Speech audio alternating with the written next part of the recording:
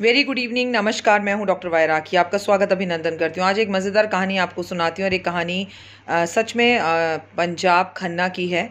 पंजाब के पास एक जगह है खन्ना और वहाँ पर एक मेडिकल स्टोर हुआ करता था। उस मेडिकल स्टोर पर काम करने वाले ने ये आप बीती खुद बताई है और वो चाहता है कि दुनिया को कहानी पता चले और कुछ लोग सुधरें, क्योंकि उसमें सुधार आया लेकिन खोने के बाद। काश ये कहानी सुनकर आप में और हम में सुधार पहले ही आ जाए।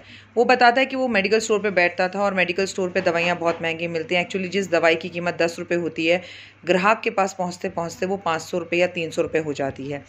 ये बात वो भी बहुत अच्छे से जानता था, लेकिन ये सिस्टम है, सिस्टम पर क्या ही बात की जाए, इसे छोड़ दीजिए। लेकिन ये बात जानने के बावजूद उसमें दया भाव कुछ भी नहीं थे।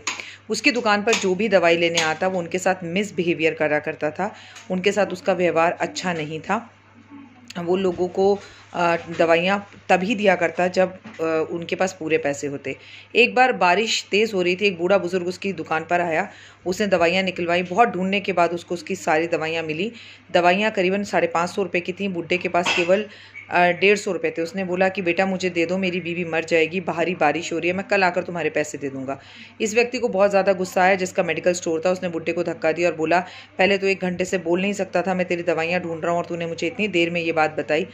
पास खड़े एक व्यक्ति ने जब ये हालात देखे तो उसने अपना पर्स खोला और बोला, इन्हें दवाई दे दो, इनके पैसे मैं दे देता हूँ। जबकि वो दवाई का जो रेट था वो 120 रुपये ही था। ये बात समझने की कोशिश कीजिएगा। अगर वो 150 रुपये ले भी लेता तो भी वो कुछ पैसे कमा लेता, 30 रुपये का उसको प्रॉफिट ही होता। पर उसने ऐसा नहीं किया।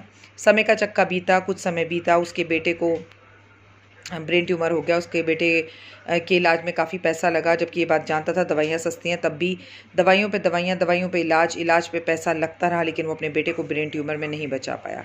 बेटा इस दुनिया को छोड़कर चला गया। उसे अपनी गलतियों का एहसास होने लगा था। दुकान अब बिक चुकी थी। बेटे के जाने के गम में उस व्यक्ति को भी पैरालिसिस अटैक हो गया। पत्नी ने जितनी सेवा कर सकती थी, जितना इलाज कर सकती थी, दोस्तों से मांग कर पैसे दवाइयाँ ला सकती थी, उसे दवाइयाँ दे रही थी। ये व्यक्ति व्हील चेयर पर बैठा बैठा अक्सर उन दवाइयों को खाते वक्त ये सोचता था इनकी कीमत कितनी कम है। लेकिन उसे अक्सर व्हील चेयर पर बैठे हुए वो बुड्ढा या अक्सर वो लोग याद आया करते थे जिन्हें 2 रुपये, 10 रुपये या 15 रुपये के बिल के लिए भी उसने कभी नहीं छोड़ा, माफ़ नहीं किया और उन सब के पैसों को उसने अपने पास रख लिया। और आज देखिए उसी के कर्म उसके पास लौट कर वापस आ रहे हैं। तब उसने अपनी आत्मकथा के बारे में सोचा। पैरालिसिस अटैक सही हुआ, लेकिन कुछ दिन बाद हार्ट अटैक से उसकी पत्नी मर गई। अभी वो व्यक्ति बिल्कुल ठीक है। अब वो लोगों को अपनी आम बीती कथा बताता है, लोगों की सेवा करता है, गुरुद्वारे में रहता है और लोगों से एक ही बात कहता है, जहाँ लोगों की मदद करने का 1 रुपये का भी मौका मिले बढ़कर मदद करें। किसी गरीब से कभी किसी का हक ना लें, इंसानियत दिखाएं। ऑफिस में काम करने वालों की शिकायतें एक दूसरे से ना करें। ऑफिस में काम करने वालों का मन व्यवहार अच्छा रखें। अपने मालिक के प्रति हमेशा ईमानदार रहें और माफ़ करना सीखें, छोड़ना सीखें और प्रॉफिट के चक्कर में किसी का दिल कभी ना तोड़ें। कहानी कैसी लगी ज़रूर बताइएगा कमेंट्स में।